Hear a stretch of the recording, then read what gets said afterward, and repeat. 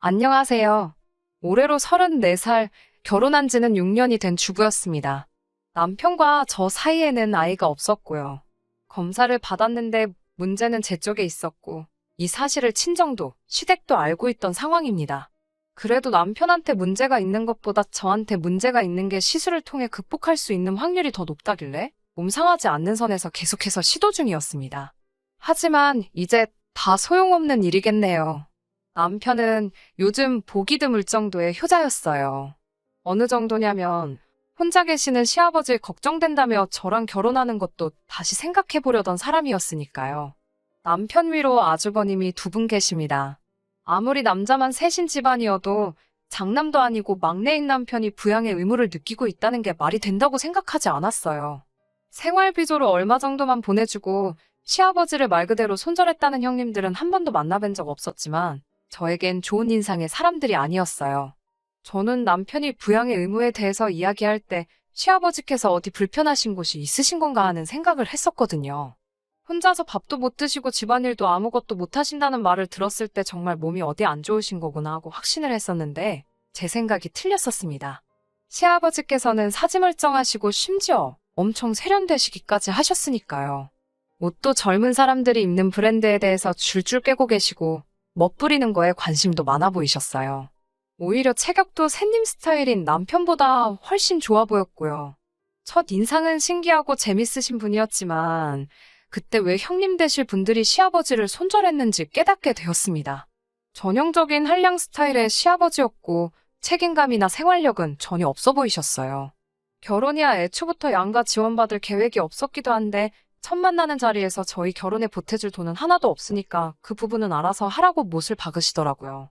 그러면서도 결혼하면 첫째 내는 자기한테 얼마를 주고 있고 둘째 내는 얼마를 주고 있으니 저희가 아무리 막내라도 이 정도는 줘야 하지 않겠냐고 말씀하시며 자기한테 달마다 보내야 할 생활비는 얼마 정도였으면 좋겠다. 이렇게 미리 알려주셨어요. 남편에게는 그때 생활비도 이렇게 넉넉히 받으시는데 왜 부양을 이유로 나와야 결혼을 꺼려 했었냐라고 물어보니 남편은 자기가 말하지 않았냐고 시아버지 혼자 힘으로는 청소며 빨래는 물론이고 쌀밥도 하실 줄 모른답니다. 정말 남이 해주는 것 받아오면서만 자랐고 노는 것 말고는 스스로 하실 줄 아는 게 정말 아무것도 없다고 말을 해왔어요. 그래도 그나마 다행인 건 그런 아버지 밑에서 자란 자식들 셋은 정상이었다는 거죠. 시아버지 앞으로 옛날부터 재산이 많았었다네요. 할머니께서 시장에서 돈놀이 비슷한 거를 하셨고 그 유산을 그대로 물려받았대요. 대책 없는 시아버지 생활에 어머님이 도망가시고부터도 그렇게 경제적으로도 모자람 없이 지내왔다고 합니다. 어찌되었든 지금 빈털터리가 된 상황까지 자기들 교육시켜주고 끝까지 책임지신 것에 대한 은혜를 갚아야 한다고 생각하더라고요. 아버님을 처음 뵙기 전까지는 저는 그냥 아프신 몸으로 자식들 훌륭하게 키워낸 그런 분으로만 생각을 했고 남편도 그 은혜에 보답하고 싶어하는 효자라고 생각했기 때문에 그래도 결혼 초반 몇 년간은 제가 모시고 살 생각도 어느 정도 하고 있었어요. 그런데 아버님을 실제로 뵙고 나서는 그 생각이 쏙 들어가게 되었습니다. 아버님 댁을 나오자마자부터 남편과는 그걸 이유로 옥신각신하게 되었어요. 왜 모신다고 해놓고 이제 와서 말을 바꾸냐 이런 식으로 남편의 언성이 높아지니 베란다에 잠깐 담배 피러 나오신 아버님께서 그 말을 들었나 봐요. 저희를 다시 올라오라고 부르시더라고요. 어차피 남편이 혼자 되실 아버님 때문에 결혼을 꺼려 한 데다가 집 앞에서 언쟁을 하며 제가 모시기 싫어한다는 사실까지 이야기했고 저도 저런 시아버님과 합가에 모시고 살아야 한다는 생각을 하니 이 결혼이 뒤집어져도 그만이다라는 생각을 했어요. 그래서 그런지 저희를 다시 부르시는데 떨린다거나 두렵다거나 하지 않았습니다. 시아버지는 저희를 앞에 앉혀놓고 말씀을 시작하셨어요. 그런데 시아버지께서 저희에게 꺼낸 말은 참 의외의 말이었습니다. 저는 꼼짝없이 저희 결혼을 반대하려고 하시는구나 생각했거든요. 시아버지가 내 노후 때문에 장가가기를 꺼려하는 거냐라고 물으시며 자기 노후 준비는 생각이 다 되어 있고 준비도 다 되어가고 있으니 걱정하지 말라고 하더라고요. 그리고 저희가 돈만 제때 보내주면 얼굴 안 보고 살아도 그만이라고 첫째나 둘째 형들도 그러고 있지 않느냐고 하셨어요. 오히려 그런 부분에서는 쿨하시더라고요. 아무튼 시아버지 봉양에 대한 문제가 사라지니 결혼 준비는 일사천리로 진행이 되었고 저희는 그렇게 별탈 없이 결혼식을 올리게 되었습니다. 그래도 끝까지 걱정하는 남편의 뜻을 꺾지 못해 신혼집은 그나마 시아버님 사시는 곳에서 그렇게 멀지 않은 곳으로 구하게 되었어요. 남편은 결혼 후에도 청소며 먹을거리며 해주러 아버님 댁에 가고 싶어 했어요. 노후 준비가 다 되어 있다더니 그렇게 긴 텀을 두고 찾아가는 것도 아닌데 매번 갈 때마다 집은 아주 개판이 되어 있고 식사는 다 사서 드시는지 집에는 포장용기만 굴러다니고 있었어요. 저도 어느 정도 도와주겠다고 생각은 했는데 그래도 신혼부부가 매 주말마다 둘이서 시간 보내는 걸 포기하고 아버님 댁에서 청소하고 밥하고 그러는 건 아니잖아요. 너무 스트레스였어요. 둘만 있어도 시간이 아쉬울 판에 매일 하는 집안일에 더불어 아버님 집까지 가서 또 그걸 하고 있어야 했으니까요. 매주 반복되는 지긋지긋한 패턴에 결국 제가 참지 못해 아버님께 준비해 놓으셨다는 노후 준비는 어떻게 된 건지 직접 물어봤습니다. 아버님은 이제 말을 해야겠다는 생각이 들었는지 다음 주에 올 때 남편의 형들까지 전부 다 같이 해서 와달라고 하더라고요. 무언가 중대 발표가 있을 것 같았습니다. 확신에 차 있는 말투는 역시 뭐가 준비해 놓으신 게 있기는 있구나 하는 모양이었어요. 그날 시아버지 댁에 처음으로 온 가족이 모였습니다. 명절에도 안 모인 식구들을 다 만나게 되니 감회가 새롭더라고요. 결혼식 이후로 단 한 번도 본 적이 없었던 형님들까지 전부 도착해 있었습니다. 시아버지가 온 식구들 앞에 발표한 노후 대책은 참으로도 어이가 없었습니다. 각 형제들 앞으로 일단 1,000만 원씩을 달라고 하더라고요. 그럼 그 돈을 가지고 외국에 나가 새 신부감을 찾아오시겠답니다. 말인즉슨 국제결혼으로 재혼을 한다는 말씀이었어요. 그렇다고 거기서 끝나는 게 아니었습니다. 저희가 매달 보내고 있는 생활비를 더 올려서 받아야겠다고 하시더군요. 새 시어머니 되실 분 몫의 생활비에 추가로 그쪽 나라로 매달 송금해야 할 일정 금액이 있다고 하네요. 앉은 자리에서 1,000만 원을 뜯기고 앞으로 보내드릴 생활비도 훨씬 늘어나는 상황에서 그걸 좋아라 하는 사람은 아무도 없었습니다. 애초에 그걸 떠나더라도 아버님 나이가 60이 넘으셨는데 국제결혼으로 제취를 하시는 것부터 찬성할 사람이 어디 있었겠어요? 당연히 그 자리에 있던 사람들 모두 그렇게는 안 된다고 반대를 했습니다. 시아버지는 이미 이걸 오래전부터 계획을 하신 건지 시아버지께서도 초강수로 나가시더라고요. 저희들이 반대를 한다면 굳이 강행을 하지 않겠다고 하시면서도 그렇게 되면 자기는 노후 준비가 된 게 아무것도 없으니 매달 보내는 생활비와 더불어 주에 이일씩 며느리들이 돌아가면서 자기 청소도 해주고 밥도 해주는 수발을 들어줘야 할 것이라고 들어누워 우기시더라고요. 자식이기는 부모 없다더니 여기서는 정반대였습니다. 막무가내로 어깃장을 부리는 아버님 고집 꺾을 사람들 아무도 없었고 돈 1,000만 원에 시아버지 뒷바라지에 대한 부담이 영원히 사라진다면 그 값으로 싸다고 형님들이 먼저 생각을 바꾸기 시작했어요. 그렇게 모두의 동의를 얻어내고 아버님은 그달 말에 새 신부를 데리러 간다고 출국을 하셨습니다. 일주일도 안 돼서 다시 귀국을 하셨는데 아버님은 혼자서 돌아오셨어요. 저희는 속으로 아버님이 마음을 고쳐먹고 결혼을 안 하시기로 한 줄 알았는데 그게 아니었네요. 한국에 오려면 한국어 시험을 통과해야지 올 수가 있다고 하더라고요. 빨리 너네 새 시어머니 보여주고 싶은데 아주 마음이 끓는다고 하시는 게 마음을 고쳐먹지는 않으신 것 같더라고요. 그렇게 시아버지의 노후 준비 대책인 외국인 새 시어머니가 오기 전까지 6개월간 남편의 간절한 부탁으로 제가 짬이 날 때마다 아버님 댁 청소와 식사 준비를 도맡아 해야 했습니다. 형님들은 역시 한 번도 오지 않으셨고요. 제가 이걸 왜 하고 있나 싶더라고요. 그래도 6개월만 참으면 이 집과도 영원히 이별이라고 생각하니 그거 하나만 믿고 속으로 꾹꾹 참아내며 했습니다. 그렇게 6개월이 지나 새 시어머니는 한국에 도착하시게 되었고 또 효자인 남편의 오지랖에 저희가 공항까지 데리러 가게 되었습니다. 정말 경악을 금치 않을 수가 없었어요. 제가 그 당시 29이었는데 저보다도 나이가 4살이나 더 어린 시어머니를 처음 봤을 때는 말이죠. 화장은 하나도 하지 않아 수수했는데 오히려 그것 때문에 더 시어머니가 어려 보이기까지 했고 아버님은 사람처럼 보이지도 않았습니다. 의외로 한국말을 잘 배워서 온 건지 의사소통에는 크게 어려움이 없었어요. 간간히 틀리기는 하지만 자기 의사표현 정도는 확실히 할 만큼 배워서 온 것 같더라고요. 무엇보다 이제 더 이상 아버님 신경 쓸 필요 없이 오롯이 우리 둘만의 결혼 생활을 드디어 시작한다는 생각이 들어 기대가 되기까지 했습니다. 그렇게 결혼하고 나서 처음으로 이제서야 결혼을 한 것 같다는 게 실감이 날 정도로 좋은 시간을 보냈습니다. 아버님도 솔직히 나쁜 마음에 시집 보낼 딸뻘되는 여자와 국제결혼을 알아본 거라 생각했는데 다시 가장이 되었다는 책임감을 느끼신 건지 얼마벌이는 되지 않지만 직장도 구하시고 멀리서 지켜보니 나름 알콩달콩 살고 있는 것처럼 보였어요.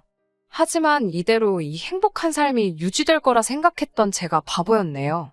아버님께서 저희를 다시 찾으신 건 1년이 채 지나지 않아서부터입니다. 음식이 입에 안 맞아서 아주 죽겠다고 하시네요. 그래도 새 시어머니는 시집 온다고 요리도 배우고 할 거 다 하고 온 것 같았는데 아버님은 외국 음식 냄새가 나서 입에 물려먹지를 못하겠다고 저희 보고 가끔씩 와서 밥을 해놓으라 하시네요. 남편은 난감한 표정으로 또 저한테 양해를 구하려 하고 있고 저도 참을 만큼 참았으니 이번만큼은 양보를 못하겠더라고요. 그렇게는 할 수 없다. 돈을 더 쓰든 상관없으니 식사도 챙겨주는 가사 도우미를 구하던지 반찬 가게에서 반찬을 사날르던지 그거는 너가 알아서 할 일이라고. 나는 다른 형님들처럼 더 이상 아버님과 관련된 일에서는 손을 떼겠다 했습니다. 그동안 제가 얼마나 시달려왔는지는 남편도 지켜봐왔고 또 이렇게 된 상황에서 제게 양해를 구하려고 했으니 제가 어느 정도로 진심이었는지는 말하지 않아도 알았을 거예요. 하지만 그 효심이 어디 가지는 않는지 결국 일주일에 한 번 자기가 직접 반찬을 사다 나르기로 했습니다. 차라리 그때까지 차오르는 효심의 끝까지 자기 아버지 포기하지 못하는 남편을 놓아주었다면 이런 꼬라지를 볼 필요도 없었을 텐데 말이지요. 반찬만 전해주고 오던 남편은 언제부터인가 아버님 댁에 가면 귀가하는 시간이 늦어지기 시작했습니다. 반찬만 사서 전해주고 오는 게 뭐 일이 오래 걸리냐 물으니 남편은 언제까지 반찬을 사다 줄 수는 없으니까 라고 말하며 새어머니한테 반찬 만드는 법을 가르쳐주고 있다고 말을 하더라고요. 집에서도 평소에 살림 하나 안 하는 사람이 무슨 요리를 가르쳐주냐고 따졌지요. 요즘 인터넷이 잘 되어 있어서 어지간한 거는 그거 보고서 따라 만든다고 자기가 요리를 가르쳐주는 게 아니라 이런 게 있다고 설명해주고 재료들 사와서 제대로 만드는지 지켜보고 맛 한번 보고 그러고 나서 돌아오느라고 시간이 좀 걸린다고 합니다. 그 상황이 내키지는 않았어요. 아무리 아버님이 세장가 들어서 가진 새어머니지만 나이가 워낙에 저희 또래인데다가 어리기까지 했으니까요. 하지만 평소 남편의 아버님을 향한 효심도 알고 있는데다가 남편 또한 이렇게 반찬 몇 가지만 가르쳐 놓으면 앞으로 아버님 댁에 발걸음을 할 일도 없어지지 않느냐고 길게 보면 자기가 하는 행동을 이해해 줄 것이라며 저를 설득해 줬습니다. 남편이 아버님 댁에 발길을 끊게 된 건 그날로부터 3개월 뒤의 일이었어요. 그 뒤로 3년, 별탈 없이 둘이서 다시 잘 지냈습니다.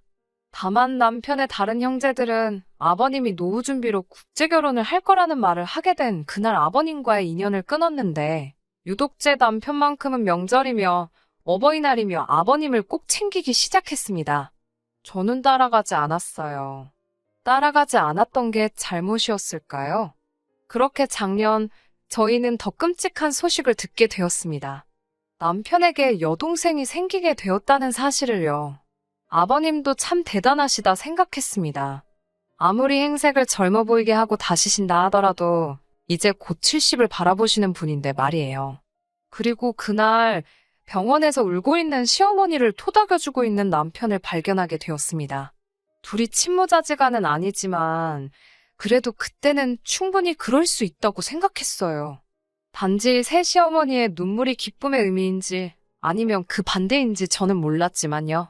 저희는 결혼 6년 차에 아이도 없이 살고 있는데 이러다 아버님의 아이를 제가 보게 되기라도 할까봐 아이가 태어났다는 소식에도 병원에 찾아가지 않았습니다. 병원에 가보려던 남편도 말렸어요. 남의 아이를 걱정할 때가 아니다. 이제 우리도 시술이든 뭐든 해서 준비를 해야 하지 않겠냐고 말했지요. 그리고 그렇게 얼마 전 시아버지로부터 연락을 받게 되고 남편과 저는 아버님 댁으로 허겁지겁 향하게 되었습니다. 집에는 아이 울음소리밖에 들리지 않고 있고 아이를 돌보고 있어야 할 새시어머니는 그 어느 곳에도 보이지 않았습니다. 못 가지며 전부 다 가져가지도 않은 것이 어디 급하게 가볼 곳이 있었나 봅니다. 남편은 그 자리를 보고 바들바들 몸을 떨더라고요. 아버님은 일부러 귀화가 끝나면 도망갈까봐 혼인신고도 안 해줬는데 달아났다고 이를 갈고 계시더라고요. 그러면서 하시는 말이 저 애는 니들이 마침 애도 없고 하니까 데려다가 키우라고 하시는 겁니다. 제가 정말 정색하면서 아버님께 처음으로 말대꾸를 했어요. 여태까지 남편 보면서 꾹 참아왔던 게 정말 한 번에 다 터져나오더라고요. 시아버지는 저에게 어이없는 소리까지 덧붙이시더군요. 저 애가 내 아이가 아닐 수도 있다는 말을요. 남편은 그 말에 그게 대체 무슨 소리냐고 정색을 했고 아버님은 남편을 보면서 네가 더 잘 알지 않을 거냐고 말을 하셨습니다. 대충 안 봐도 무슨 상황인지 조각이 맞춰지더라고요. 그렇게 효자인 척 하던 남편은 아버님 앞에 고래고래 소리를 지르며 대체 무슨 말도 안 되는 소리를 하시느냐고 소리를 치더라고요. 아버님 말이라면 꿈뻑 죽던 평소의 남편이 아니었어요. 아버님은 기분 잡쳤다며 밖으로 나가셨고 남편은 울고 있는 아이를 들쳐안고는 조용히 시키는데 여념이 없더라고요.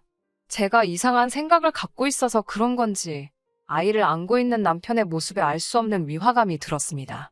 남편은 이런 제 마음도 모르는 건지 아이를 어떻게 하고 싶냐고 묻더라고요. 그 말에 제가 지금 장난치는 거냐고 소리를 질렀어요. 아무리 그래도 그렇지 이 상황에서 그게 할 말이냐고요. 남편도 정색을 하면서 그렇다고 아이가 무슨 잘못이 있느냐고 저에게 따지더라고요.